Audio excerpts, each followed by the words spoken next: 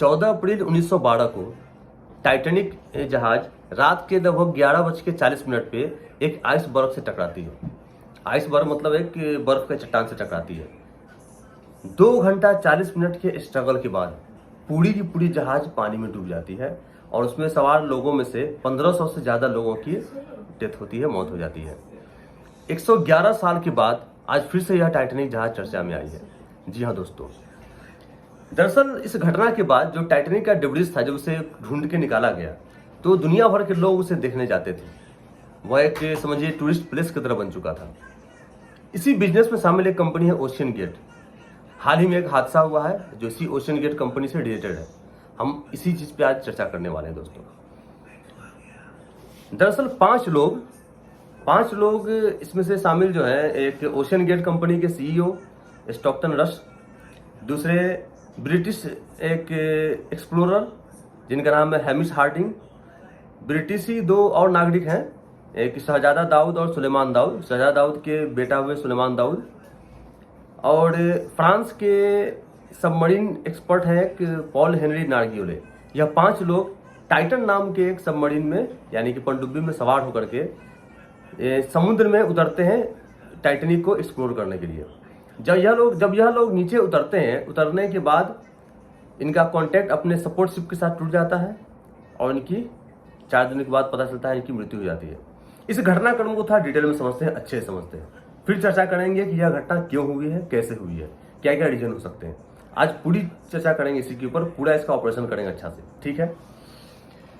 तो यह 5 लोग जिनका नाम मैंने बताया है, यह 5 लोग एक टाइटन पनडुब्बी। अब टाइटन पनडुब्बी जो है, यह पनडुब्बी नॉर्मल पनडुब्बी नहीं है। ये जो पनडुब्बी जिसे ओशियन गेट ने बनाया है, यह दरअसल 14 साल के एक्सपेरिमेंट के बाद इस पनडुब्बी को बनाया गया था, इसे टाइटन पनडुब्बी को। और यह नॉर्मल पनडुब्बी नहीं है, यह टूरिज्म के लिए बनाया गया स्पेशल पनडुब्बी है। इसमें जो फीचर्स वगैरह है वो मतलब उसी हिसाब से डाले गए थे ताकि आप समुद्र के नीचे जब जाएं तो शीशा वगैरह के थ्रू आप देख सकें और पिक्चर वगैरह, फोटो वगैरह खींच सकें। उसी हिसाब से डिजाइन किया गया था। नॉर्मल जो पनडुब्बी जो नौसेना में जो इस्तेमाल किया जाता है वैसा पनडुब्बी यह नहीं था, ठीक। और इसका साइज भी छोटा था, लगभग 21-22 फीट लंबा इसका साइज था। और ये देखिए, एक और बात मैं यहाँ बताना चाहता हूँ कि दरअसल जब समुद्र का जो प्रेशर होता है, जैसे आप समुद्र के ऊपर में जो प्रेशर होता है वो, और समुद्र के तल पे जो प्रेशर होता है वो में अंतर होता है। नीचे में प्रेशर पानी का बहुत ज्यादा होता है, तो उस प्रेशर को बर्दाश्त करने के लिए, दबाव को बर्दाश्त करने के लिए आपको जो साइज जो होता है वो उसी हिसाब से डिजाइन करना होता है ताकि उसको बर्दाश्त कर सके। मैं इस पर भी और चर्चा करूंगा। पहले सिस्टम को पहले मैं ठीक से हम समझते हैं कि कैसे कैसे क्या क्या हुआ है। तो ये जो टाइटन पनडुब्बी है, यह पनडुब्बी को लेके जाती है एक सपोर्ट शिप। ये सपोर्ट शिप क्यों चाहिए मैं बताता हूँ आपको। दरअसल इसे पनडुब्बी को लॉन्च करने के लिए, पानी में लॉन्च करने के लिए एक और शिप की जरूरत होती है। वह शिप क्या करती है, इस पनडुब्बी को पानी में लॉन्च करती है, और जब लॉन्च होती है तो वह बिल्कुल रॉकेट की रफ्तार से नीचे हो जाती है। और यह जो सपोर्ट शिप जो होती है वह वहीं पे चक्कर काटती रहती है और कांटेक्ट में बनी रहती है उससे पनडुब्बी के साथ। ये काम है सपोर्ट शिप का। तो कनाडा के न्यू फाउंडलैंड कोस्ट से 370 माइल्स की दूरी पे, जहां पे टाइटैनिक की डिब्रिज है, वहां पे यह सपोर्ट शिप पोलर प्रिंस, यह नाम है सपोर्ट शिप का, यह टाइटन पनडुब्बी को लेकर के जाती है। वहां पे इसे लॉन्च किया जाता है। लॉन्च करने के 1 घंटा 45 मिनट के बाद टाइटन पनडुब्बी का पोलर प्रिंस के साथ कांटेक्ट टूट जाता है। कांटेक्ट टूटते ही US Coast Guard, France, UK और कनाडा के जो डीप सी वाटर एक्सपर्ट है, वो सब टीम मिलाकर के कंबाइंड रूप से एक सर्च ऑपरेशन स्टार्ट करते हैं। इनके पास 96 आवर्स का ही टाइम होता है, क्योंकि जो पनडुब्बी में ऑक्सीजन होता है वो 96 आवर का ही था। मैंने आपको पहले बताया है कि साइज छोटा होता है, 21-22 फीट लंबा ही साइज होता है उस पनडुब्बी का। तो 4 दिन का वक्त था इनके पास उन्हें ढूंढने के लिए। सोनार का इस्तेमाल किया जाता है, सोनार टेक्नोलॉजी का। साथ ही आरओवी भी उतारा जाता है, रिमोट ऑपरेटेड व्हीकल। ये एक रोबोट है जिसे समुद्र के ऊपर से कहीं किसी जहाज से इसे ऑपरेट किया जाता है कंप्यूटर के थ्रू।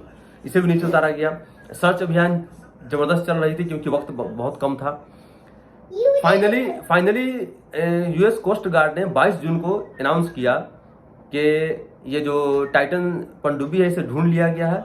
यह पनडुब्बी कोलैप्स कर चुकी है। कोलैप्स मतलब कर चुकी है मतलब कि समुद्र के दबाव से बिल्कुल पचक जाना बोलते हैं इसको, कोलैप्स कर जाती है, और इसमें से कोई भी लोग सर्वाइव नहीं कर सके। अब इस चीज को थोड़ा सा ढंग से समझते हैं कि इसके पीछे रीजन क्या हो सकता है। तो रीजन समझने से पहले हमें उसके डिजाइन को समझना होगा कि ये टाइटन जो पनडुब्बी है इसका डिजाइन कैसा है, तभी रीजन को समझ पाएंगे और पूरे प्रोसेस को समझना पड़ेगा अच्छे से। देखिए ये जो इनका जो टूरिज्म जो प्लान है, जो ये टूरिस्ट लोगों को लेके जाते हैं समुद्र के नीचे में, ये काफी महंगा प्लान था। लगभग $2.5 लाख पर हेड इनका चार्ज होता था। एक आदमी से चार्ज लेते थे $2.5 लाख पर हेड। ठीक, उसके बाद जब ये 8 घंटा का टोटल इनका प्लान होता था, 2 घंटा समुद्र के नीचे जाने में, 2 घंटा बाहर निकलने में और 4 घंटा टाइटैनिक के पास रुकने का समय होता था, जिसमें ये लोग फोटो वगैरह खींच सके, एक्सप्लोर कर सके। बाहर निकलने का तो कोई चांस ही नहीं था, क्योंकि समुद्र का इतना प्रेशर है कि बाहर मतलब निकलने का मतलब कि परफेक्ट उड़ जाना है आदमी का। ठीक, तो अंदर से ही पिक वगैरह खींच सके, अंदर से ही चीजों को देख सके। ये 8 घंटे का इनका प्लान होता था, लेकिन ऑक्सीजन 96 आवर का होता था। इतना बैकअप दिया जाता था कि अगर किसी कारण से कॉन्टेक्ट टूट जाए, कोई हादसा हो जाए, तो जाके उन्हें ढूंढ के निकाला जा सके। ठीक है, इसका जो डिजाइन है, इस पे डिजाइन पे काफी सवाल उठ रहा है। एक घटना के पीछे जो एक कारण है, कहा गया कि इसका पीछे, इस एक्सीडेंट के पीछे जो रीजन है, इसमें रीजन में इसका डिजाइन सबसे आगे नंबर 1 पे है। हालांकि ओशन गेट दावा करती है कि इसका डिजाइन बिल्कुल सेफ है, क्योंकि वह 14 साल उसने खर्च किया है, उसके इंजीनियर्स ने 14 साल खर्च किया है इसे बनाने में।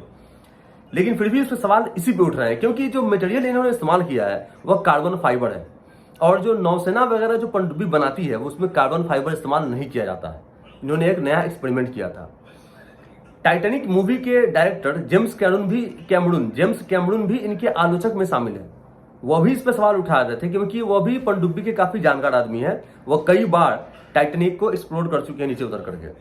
उन्होंने कहा कि आप कुछ नया अगर करते हैं, कुछ नया आप एक्सपेरिमेंट करते हैं, तो वो ठीक है, एक्सपेरिमेंट करना चाहिए, लेकिन आप उसे टूरिज्म में मत बदलिए। टूरिस्ट को बैठा के इस पर घुमा रहे हो, आप नया एक्सपेरिमेंट कर रहे हो, फिर भी आपके पास कोई भी बाहरी सर्टिफिकेशन है ही नहीं उसके लिए। ये बिल्कुल फैक्ट बात है। टाइटन पनडुब्बी को किसी भी कंपनी से या किसी भी गवर्नमेंट से किसी तरह का कोई भी सर्टिफिकेशन नहीं मिला हुआ था। यह उस कंपनी का बिल्कुल अपना एक प्रयोग था, अपना एक रिसर्च किया हुआ चीज था। और उन्होंने पहले ही सब 5 लोगों से साइन करवा लिया था कि जो भी होगा उसके जिम्मेदार जवाबदेह आप ही होंगे। हालांकि वहां कोर्ट ने फैसला सुनाया है कि आप उस कंपनी को सू कर सकते हैं, मतलब कोर्ट में आप कंपनी को घसीट सकते हैं, सवाल कर सकते हैं।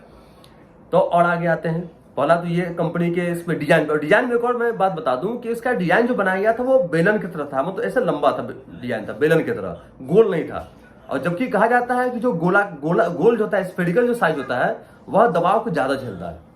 ये दोनों में एक डिफरेंस था, तो इसका यहाँ भी अंतर पड़ता है थोड़ा सा डिजाइन में। और आगे आते हैं इसमें। अच्छा, ये जो कोलैप्स है, इस कोलैप्स को थोड़ा ठीक से समझते हैं कि अंदर नीचे जो कोलैप्स हुआ है या इम्प्लोड हुआ, वो कैसे हुआ। समुद्र के ऊपर जो दबाव होता है समुद्र के तल पे, और समुद्र के नीचे जो होता है, तो नीचे तल के मुकाबले बहुत ज्यादा दबाव होता है, बहुत ही ज्यादा। टाइटैनिक जहाज जो है उसका डेब्रिस, वह समुद्र के लेवल से लगभग 13,000 फीट नीचे है। तो 13,000 फीट नीचे जो दबाव था वह सी लेवल से लगभग 400 गुना ज्यादा दबाव था। तो इस टाइटन पनडुब्बी का डिजाइन भी उसी हिसाब से बनाया गया था, ताकि उस दबाव को वह बर्दाश्त कर सके। लेकिन हालांकि एक्सीडेंट तो हुआ है, तो कारण तो कुछ ना कुछ तो होगा। अब कारण यह भी हो सकता है क्या कि उस टाइटैनिक के डेब्रिस से टक्कर जो हुआ होगा, एक्सीडेंट हुआ होगा, जिस वजह से उसके बाहरी स्ट्रक्चर पे कोई चोट पहुंची होगी, जिस वजह से वो दबाव को सह नहीं सकी और वह पिचक गई, इम्प्लोड कर गई। इम्प्लोड अंदर की दबाना को इम्प्लोड बुलाता है, बाहर फटना को एक्सप्लोड बुलाया जाता है। ठीक है, ये रीजन बताया जा रहा है। हालांकि अभी तक ऑफिशियली जो है यह नहीं बताया गया है कि यह घटना कैसे हुई है। जो डेब्रिस है टाइटन का, पनडुब्बी का, उस डेब्रिस को जब बाहर निकाला जाएगा, उस पर रिसर्च किया जाएगा, तभी मालूम चल सकेगा कि एग्जैक्ट रीजन क्या है। तो दोस्तों, आज के लिए इतना ही। जय हिंद।